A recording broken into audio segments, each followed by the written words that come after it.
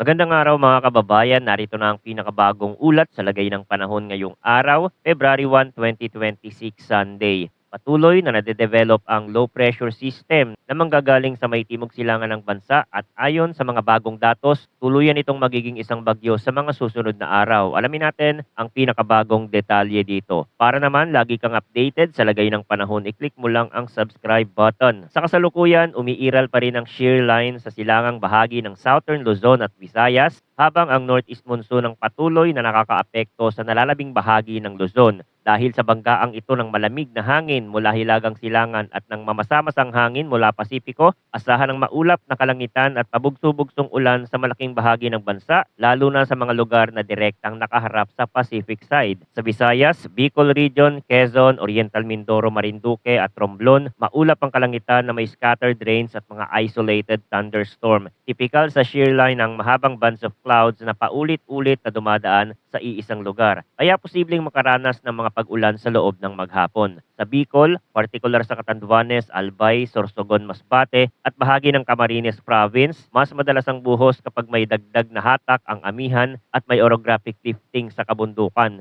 Sa Samar at Leyte Province, kasama ang Northern Samar at Eastern Samar, umiikot ang mga cell ng thunderstorm sa kahabaan ng silangang baybayin at tumatagos papasok. Kaya maaaring magsimula ang ulan sa baybayin bago sumulong pakanluran. Sa Romblon at Marinduque, hindi ganoon kalawak ang thunderstorm coverage kumpara sa Pacific side, ngunit inaasahan pa rin ang paulit-ulit na mahinang hanggang katamtamang ulan sa iba't ibang oras ng araw. Sa Mindanao at nalalabing bahagi ng Mimaropa, bahagyang maulap hanggang maulap ang kalangitan na may mga panakanakang rain showers o thunderstorm dahil sa localized thunderstorm. Umiinit sa tanghali, tataas ang moisture, at kapag umabot sa threshold ang instability, mabilis nabubuo ang thunderstorm cell na maaaring maghatid ng malakas na buhos sa maikling oras. Kasunod ang paghina nito habang kumikilos papalayo. Bagamat hindi tuloy-tuloy buong araw ang ulan dito, sapat ang mga biglaang bugso para magdulot ng panandaliang pagbaha sa mababang lugar at madulas na kalsada sa oras ng kalakasan ng ulan. Sa Metro Manila at sa nalalabing bahagi ng Luzon, nasakop ng northeast monsoon, partly cloudy to cloudy skies na may pailan-ilang mahihinang pag-ambon ang inaasahan. Ito ang karaniwang dala ng amihan tuwing ganitong panahon, may mababang ulap sa umaga, bahagyang pag-aliwala sa tanghali at muling pagbuo ng stratus o stratocumulus band pagsapit ng hapon hanggang gabi. Hindi inaasahang magiging malawak ang thunderstorm development sa mga lugar na dominado ng amihan, ngunit maaaring magkaroon ng maiksing ambon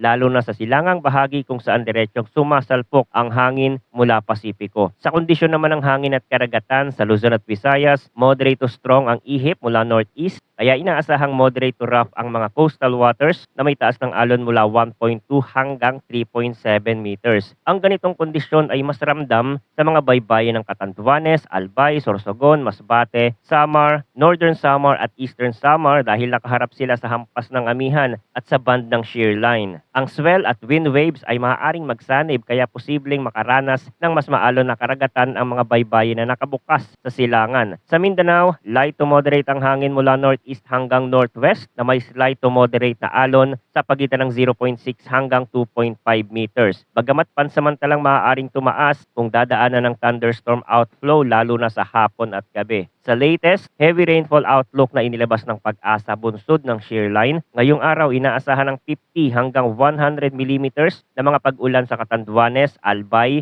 Sorsogon, Masbate, Samar, Northern Samar at Eastern Samar. Kapag umabot sa upper band ang buhos, posibleng magkaroon ng mabilis na pag-akyat ng water level sa maliliit na sapa at ilog, lalo na sa mga komunidad na nasa paanan ng bundok at sa kahabaan ng daluyan ng tubig. Bukas, nakatuon ang mga pag-ulan sa Northern Samar, Eastern Samar, Samar, Leyte at Southern Leyte na posible din makaranas ng 50 to 100 millimeters na mga pag-ulan. Sa Tuesday, February 3, ang sentro ng mas madalas na pag-ulan na posibleng maglaro pa din sa 50 to 100 millimeters ay sa Leyte, Southern Leyte, Dinagat Island at Surigao del Norte. Paalala, nasa bulubundukin at matataas na lugar, natural na na mas mataas ang aktual na accumulation kesa sa plain dahil sa orographic enhancement. At ang mga lugar na may significant antecedent rainfall nitong mga nakaraang araw ay mas sensitibo sa runoff kahit katamtaman lang ang dagdag na ulan. Ngayon, pumunta tayo sa tropical cyclone update. Batay sa consistent na indikasyon ng mga international weather model, may kaunting pagbabago sa kilos at posibleng lakas ng mabubuong sama ng panahon sa susunod na mga araw. Bukas o sa Tuesday, inaasahan ang paglitaw ng isang low pressure system sa malayong timog silangan ng bansa habang unti-unti itong kikilos pahilagang kanluran. Patuloy din ang pag-akyat ng convection core, subalit haharap ito sa hamon ng lumalakas na northeast monsoon. Sa ganitong setup, mataas ang posibilidad na manatili ito sa antas ng tropical depression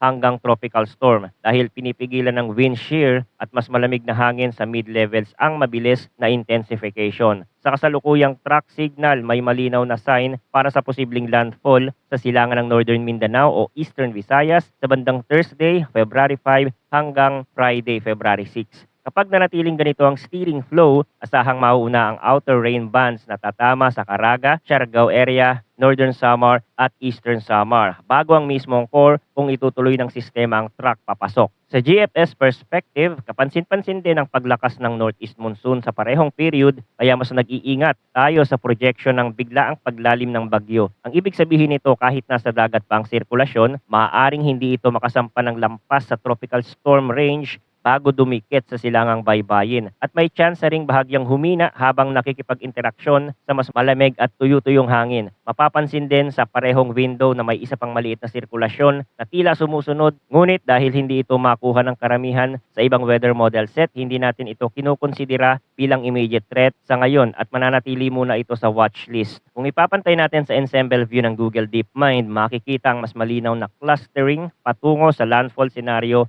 sa Caraga, Siargao o Eastern Visayas bago ito unti-unting kumilos pahilaga. Sa iba pang miyembro, ipinapakitang maaaring hagipin ng core ang Bicol Corridor kung bahagyang dilihis pakaliwa ang daloy sa huling yugto bago sumampa. Sa parehong kaso, mahalagang maunawaan na kahit hindi direktang tatama ang mata, ang malalapad na rain band sa kanlurang kalahati ng sirkulasyon ang magdadala ng matitinding buhos at pag-alon sa Pacific Seaboard. Kapag sinabayan pa ito ng amihan surge, lalong lumalaki ang alon at mas tumitindi ang coastal beating sa Catanduanes, Albay, Sorsogon, Masbate at Northern Samar hanggang Eastern Samar.